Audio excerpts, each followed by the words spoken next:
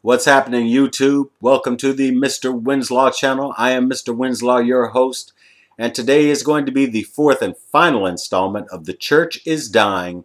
Put your money where your mouth is. Before I begin this video blog, I would like to say thank you, and I also salute all of the people who made the 2012 London Olympic Games a reality. All of you did an outstanding job, and I'm just here to say to all of you, keep up the good work. Keep on keeping on. You got a fan on this end. Let's get started on this video blog, shall we? When we look at the church is dying, put your money where your mouth is, many dynamics come into play. The first dynamic is the fact that the church pays no taxes. The church pays no taxes. That's kind of ass backwards to me, because while the church is just a building and it rests on property, it pays no taxes, but the people who inhabit the church have to pay taxes. Why not do it like this to level the playing field? Have the church and have the people pay the taxes. I think that would be an excellent way to show everybody that you're just the same as everyone else. But I know you Bible thumpers are going to say that you're held at a different standard than the rest of us heathens.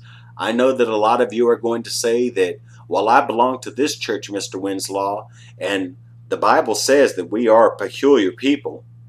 Ain't that the truth? And you are supposed to be held at a different standard than everyone else. So, why not do it like this?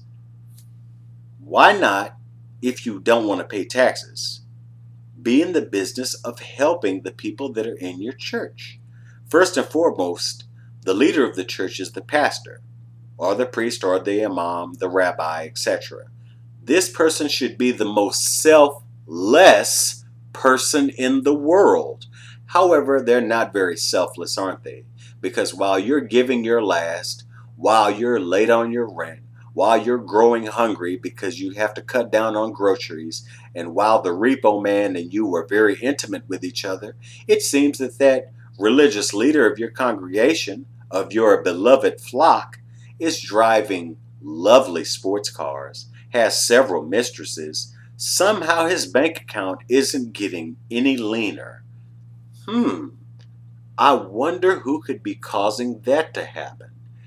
True believer, please excuse us atheists for laughing at you so profusely, because it seems like when you're in a situation like that, it's almost like that pastor is a football coach and he's strapping on the faith helmet and he's saying, run your head up against that wall of reality over and over again. Don't worry, God is with you. And if you have faith the size of a mustard seed, you can tell that mountain to move and it'll move. Same applies for that brick wall of reality. Well, I think we both know what's going to happen if you keep doing that. You're going to be bloody as hell, and the only solace that you're going to find is in the fact of knowing that your money paid for your pastor to have that new suit and new car and new house, while you live in a roach motel, and while it seems that every news that you encounter is bad news. Wow, that's the gift that keeps on giving. That's something that needs to change, true believer. The last point I would like to make is the fact that the church should be about the business of helping the people in its community. Case in point, every religion, particularly Judaism, Christianity, and Islam, focus on the prophets of God having magical powers, powers to heal the sick, cast out demons, raise the dead, and etc. Would it not be wiser, if you really wanted to put your money where your mouth is, church, to go ahead and take those holy men out into the jails and exorcise those evil spirits out of those people? Because surely they have to be possessed by something to make them do all of the bad shit they do. Would it not be wiser to have those people go into those hospitals and heal the sick and shut in? Why don't they go to the morgues of the hospitals and some of the jails and say, well, you know what? Hamdallah, hamdallah, you're healed. You're healed. You're healed. You're healed. Why don't they do something like that? Well, I think you and I both know the answer to that one. Deep down inside, true believers, just be honest with yourself. You know that it's not real.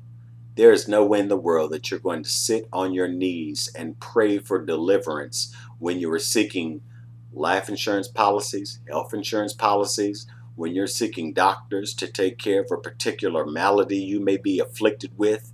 You know that science is going to prevail over superstition. So why front? Come out of the closet, atheist. Leave those pews behind you.